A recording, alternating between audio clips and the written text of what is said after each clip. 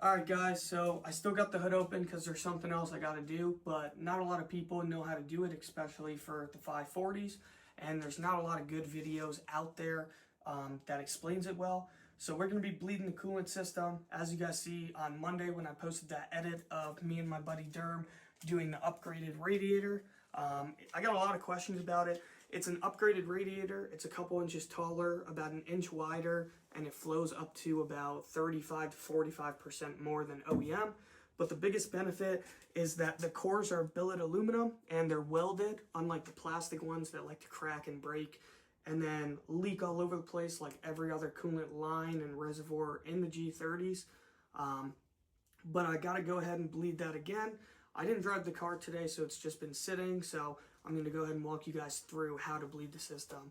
But the first thing we're going to do is take the caps off the expansion tank and the reservoir. As you guys can see, when I was topping it off a little earlier, I spilled some. That's alright. And if you guys haven't seen the video about these billet caps, I did make a video on them. Vurus is the brand, Vurus Engineering. I also got a sticker they sent me. But it's just a billet aluminum cap that clips on right over the OEM one. So you still get the OEM fit, but you get a nice little dress up. Same on the expansion. And then, as you can see, you can hear the plastic inside. Alright, let's go ahead and get in the car, and I'm going to show you guys step by step what to do to bleed the system. Alright guys, so now that we're in the car, after you take the caps off the coolant reservoir and the expansion tank and you get in the car, first thing you're going to do is put it in service mode. I like to put my foot on the brake when I do this, only for the first time. Make sure nothing is on, especially not in accessory mode. And then you hit it 3 times fast. Just like that. Everything will come on. Now you're in the service mode or the auxiliary accessory position. So now from here, my buddy Derm sent me a list of what to do since this is the second time I've done it, so I wanted to make sure I do it exactly right.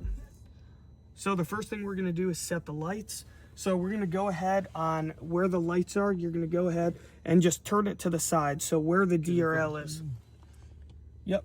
As you can see right here. Right where the DRL would be. And then the next thing we're going to do is turn the heat all the way up, but the fan at the lowest setting. So the lowest speed. So this would be the lowest speed with the highest temperature.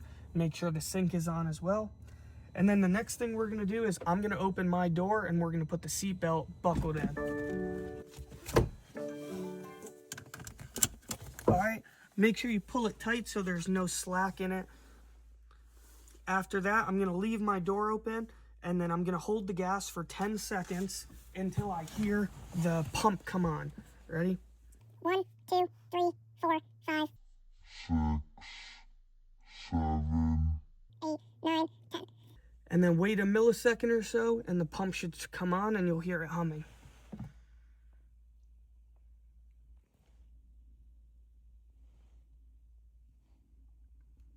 What? Bro, what are you talking about, man? Alright guys, as you can hear, now the system is bleeding itself. This process takes about 2 to 5 minutes depending on what you did in the system, how much coolant needs to be added, and how low and how many air bubbles are in your system. Again, make sure you leave the door open, only the driver's door, and leave the seatbelt buckled. Once the humming and the coolant system, everything in the line stops, the noise, we'll go ahead and either top off the coolant or throw the caps on. Then we'll start the car up and make sure everything else is good. Alright guys, so everything just shut off. I went ahead and recycled the car. Now I'm just letting it sit. I went ahead and topped it off a little bit more. Not much went down. Usually when you bleed it, you'll notice the most drop in coolant in your expansion tank, not in the reservoir.